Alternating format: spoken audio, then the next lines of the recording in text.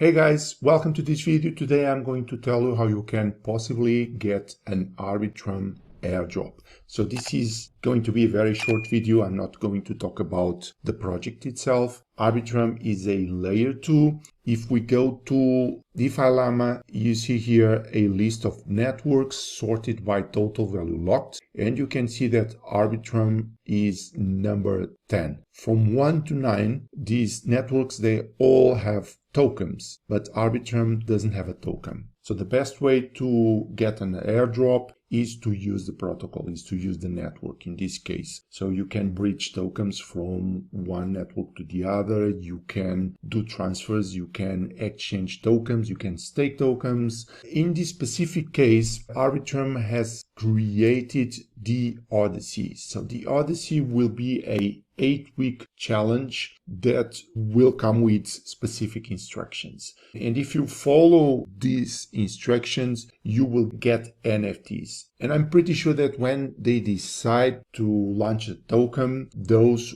who have fulfilled all the conditions and have more NFTs will get the airdrop. The Odyssey has started on the 21st of June, so 2 days ago. As I mentioned before, this will be a 8-week journey. And in this Twitter thread, you have instructions on what to do. The links are in the description.